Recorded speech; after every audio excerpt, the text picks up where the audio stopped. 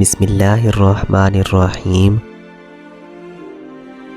حضرت ابو ہریرہ رضی اللہ تعالی عنہ فرماتے ہیں کہ رسول اللہ صلی اللہ علیہ وآلہ وسلم نے بنی اسرائیل کے ایک شخص کا ذکر کیا کہ اس نے بنی اسرائیل کے کسی آدمی سے کہا کہ اس کو 1000 دینار ادھار کے طور پر دے دیے جائیں۔ بنی اسرائیل کے اس آدمی نے کہا کہ گواہ لے آؤ تاکہ میں ان کو اس معاملہ پر گواہ بنا لوں۔ اس نے کہا کہ میرے لیے اللہ گواہ کے طور پر کافی ہے۔ اس نے کہا کہ اچھا پھر کوئی کفیل لے آؤ۔ اس نے کہا میرے لیے اللہ ہی کفیل کافی ہے۔ اس نے کہا ٹھیک ہے تو سچا ہے۔ چنانچہ اس نے 1000 دینار مقررہ مدت کے لیے اس کو دے دیے۔ بس وہ شخص بحری راستہ سے روانہ ہو گیا اور اپنی ضروریات کو پورا کیا۔ پھر اس نے سواری کے لیے کوئی کشتی وغیرہ تلاش کی تاکہ مقررہ مدت کے اندر اس کے پاس واپس پہنچ سکے، لیکن اس کو کوئی کشتی نہ ملی۔ چنانچہ اس نے ایک لکڑی لے کر اس کو چھیلا اور اس کے اندر 1000 دینار رکھ دیے اور ایک رکا بھی اس صاحب کے نام رکھ دیا اور اس جگہ کو برابر کر کے مضبوطی سے بند کر دیا۔ پھر دریا کے کنارے آ کر یہ دعا کی کہ اے اللہ، تو جانتا ہے کہ میں نے فلاں شخص سے 1000 دینار بطور ادھار مانگے تھے۔ اس نے مجھ سے کفیل کا مطالبہ کیا تو میں نے کہا تھا کہ اللہ تعالی ہی میرے کفیل ہے۔ اس پر وہ راضی ہوا اور اس نے مجھ سے گواہ مانگے تو میں نے یہی کہا تھا کہ میرے لیے اللہ ہی بطور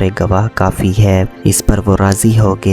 میں نے اس کی رقم اس تک پہنچانے کے لیے خوب کوشش کی، مجھے کوئی کشتی مل جائے، مگر مجھے نہ مل سکی۔ میں اس امانت کو تیرے حوالے کرتا ہوں۔ یہ کہہ کر اس نے وہ لکڑی دریا میں پھینک دی اور خود واپس چلا آیا اور اپنے شہر جانے کے لیے کوئی کشتی وغیرہ ڈھونڈنے لگا۔ ادھر وہ آدمی جس نے اس کو قرض دیا تھا دریا کے کنارے آیا کہ دیکھتے ہیں کہ کوئی کشتی اس کا مال لے کر آئی ہے یا نہیں۔ اچانک اس کو وہی لکڑی نظر آئی جس کے اندر مال موجود تھا۔ اس نے وہ لکڑی اٹھا لی کہ گھر میں ایندھن کے بطور پر کام آئے گی، لیکن جب اس نے لکڑی کو کھولا تو اس میں مال اور ایک رکا دستیاب ہوا۔ پھر کچھ عرصہ کے بعد وہ شخص بھی آ گیا جس نے اس سے قرض لیا تھا۔ اس نے آ کر 1000 دینار پیش کیے اور کہا کہ خدا جانتا ہے کہ میں کشتی کی تلاش میں برابر کوشش کرتا رہتا کہ تیرا مال تجھے دے سکوں، لیکن اس کشتی سے پہلے اور کوئی کشتی مجھے نہ مل سکی جس پر سوار ہو کر حاضر ہو سکتا۔ اس نے کہا تو نے میری طرف کوئی چیز بھیجی تھی؟ اس نے جواب دیا کہ میں نے آپ کو بتایا ہے کہ اس کشتی سے پہلے جس میں سوار ہو کر میں آیا ہوں مجھے کوئی کشتی نہیں ملی۔ اس نے کہا کہ تو پھر اللہ تعالیٰ نے تیرا قرض ادا کروا دیا ہے جو تو نے ایک لکڑی میں رکھ کر بھیجا تھا، لہٰذا تو اپنے 1000 دینار لے اور واپس روانہ ہو جا۔